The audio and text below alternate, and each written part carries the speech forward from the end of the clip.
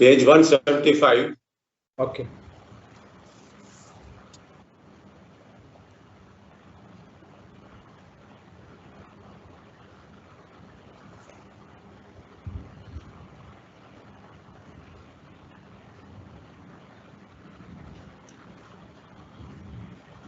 करोड़ों रूपों में ईश्वर ही हमारी इंद्रियों का विषय होता है।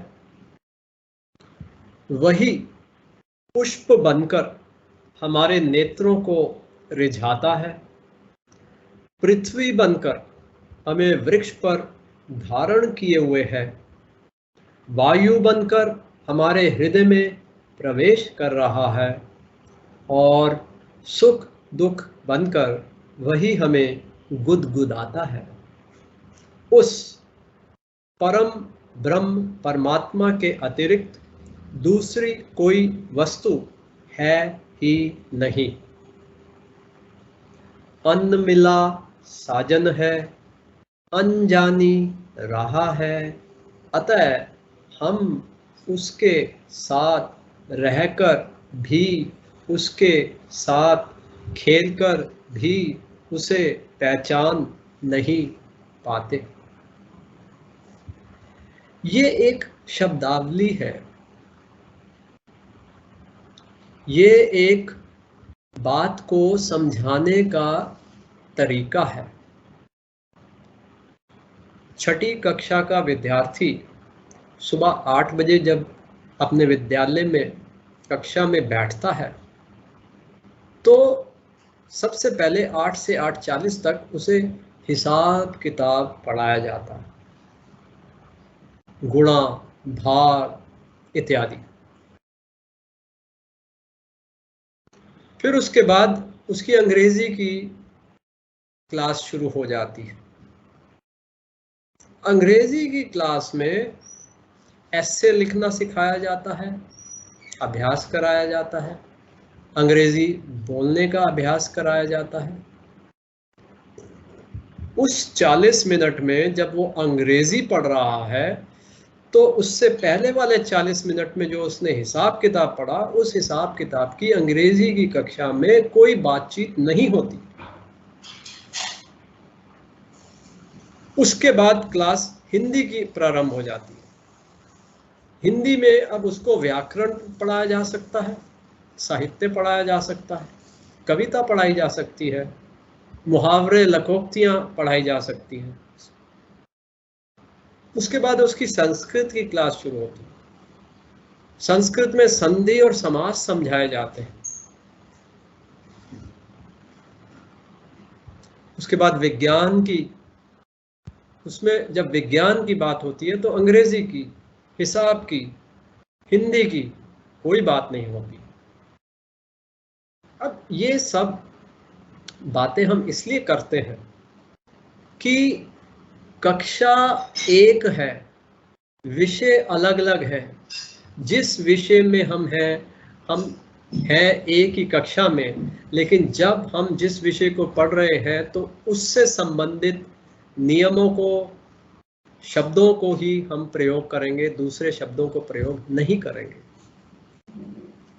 उसी प्रकार हम अध्यात्म के विद्यार्थी, हम ज्ञान मार्ग कक्षा के विद्यार्थी जब अपरोक्ष अनुभूति की कक्षा में बैठ करके स्वाध्याय करते हैं तो हम अपरोक्ष अनुभूति की शब्दावली का ही प्रयोग करना चाहिए, कर रहे हैं,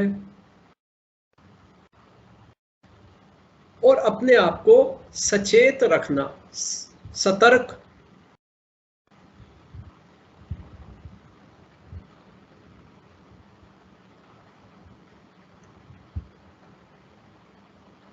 शारीरिक विज्ञान की अगर क्लास हो तब उसमें कहा जाएगा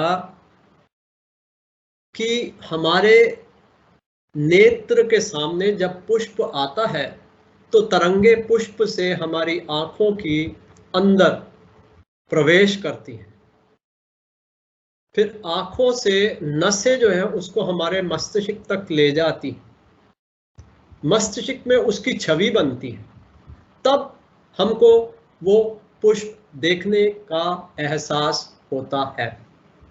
ऐसा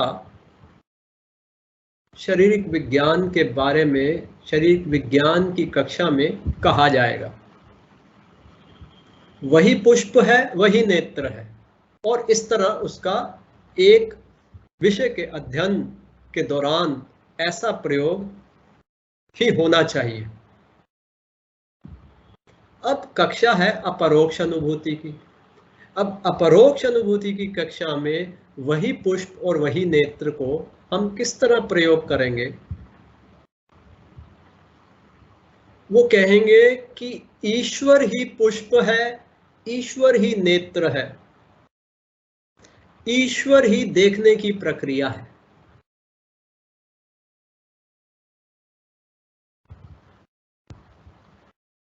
अपरोक्ष अनुभूति में अगर कोई विद्यार्थी बोलता है कि मेरी आंखें पुष्प को देख रही हैं, उसको 10 में से 0 नंबर मिलना चाहिए। अपरोक्ष अनुभूति का जो वाक्य है वो यही होगा कि ईश्वर ही पुष्प बनकर, ईश्वर ही आंख बनकर, ईश्वर ही देखते हैं।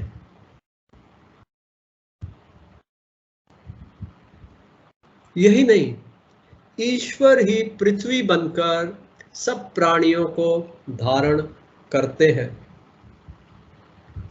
ईश्वर ही वायु बनकर जीवन का संचालन करते हैं, और व्यवहार में ईश्वर ही सुख है, ईश्वर ही दुख है। ये ईश्वर के 2 रूप हैं जो मनुष्य का अनुभव बनते हैं सारा जीवन।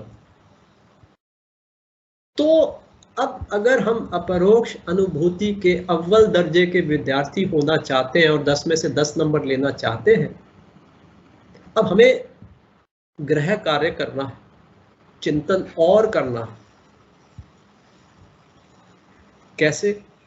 कि अभी तक मैंने जिसको अपना जीवन समझा वो जीवन तो ईश्वर ही था, और इस जीवन में मुझे 2 ही चीजें अनुभव हुई, सुख और दुख। अब अपरोक्ष अनुभूति मुझे समझा रही है ये दोनों सुख और दुख ईश्वर ही थे। तो इसका निष्कर्ष ये निकला, मैंने जीवन में ईश्वर के अलावा कुछ अनुभव किया ही नहीं। मैं हमेशा ईश्वर के साथ था, ईश्वर को अनुभव कर रहा था, तो मेरा जीवन तो सफल हो गया।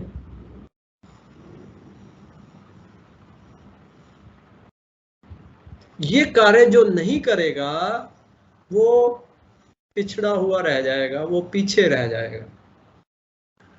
इस कार्य को करवाने के लिए ही हमारे जीवन में अपरोक्ष अनुभूति जैसे ग्रंथ आते हैं, शास्त्र का रूप धारण करके हमारे अंदर श्रद्धा की ज्योत जलाते हैं, और उस श्रद्धा की ज्योत से जब हम अपरोक्ष अनुभूति को ग्रहण करते हैं, और जैसे ही ये धारणा मन में एक निश्चितता बनकर के स्थापित हो जाती है, चारों तरफ आनंद ही आनंद की महक फैलने लगती है। आपको लगता है जीवन में आनंद के अलावा कुछ है ही नहीं। आनंद और आनंद और उससे ज्यादा आनंद।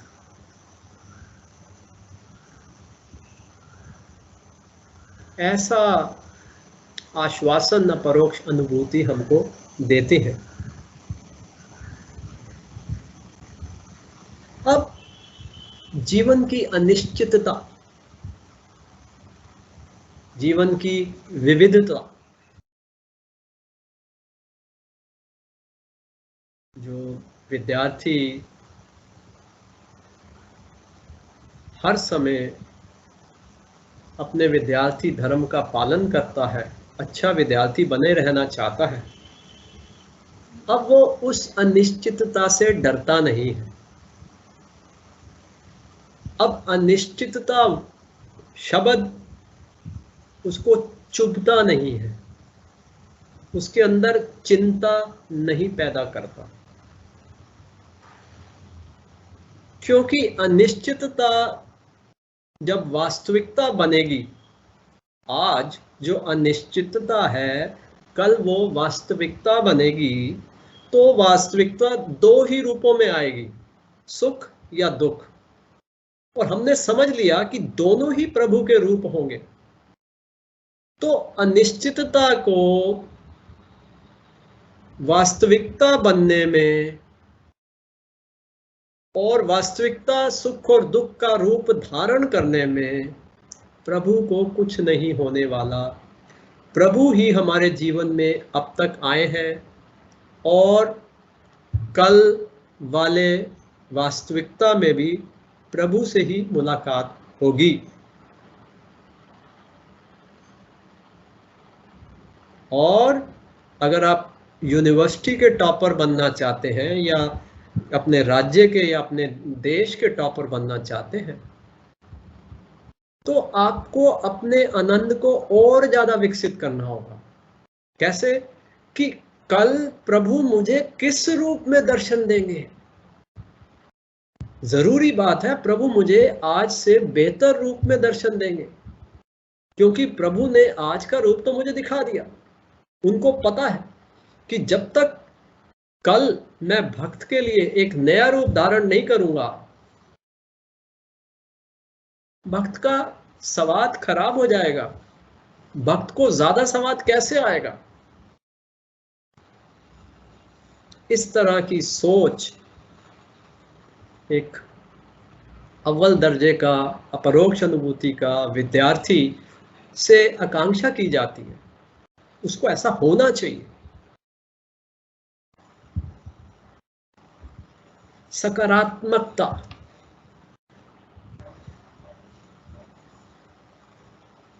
कल आज से बेहतर होगा, इसका निश्चित मत, इसका दृढ़ विश्वास, और उस दृढ़ विश्वास को जीना, उसका अभ्यास करना, उसका प्रयोग करना, वही एक उत्तर है जो वक्त हम सबसे मांग रहा है। अगर वक्त एक प्रश्न है तो ये अपरोक्ष अनुभूति द्वारा ग्रहण किया हुआ विचार कि सब कुछ प्रभु की ही अभिव्यक्ति है, इस सोच को अभ्यास में लाना और उस अभ्यास से वक्त को उत्तर देना आनंद द्वारा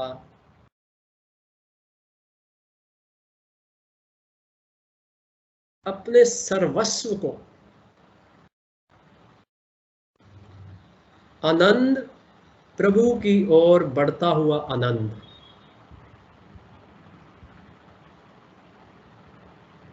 कई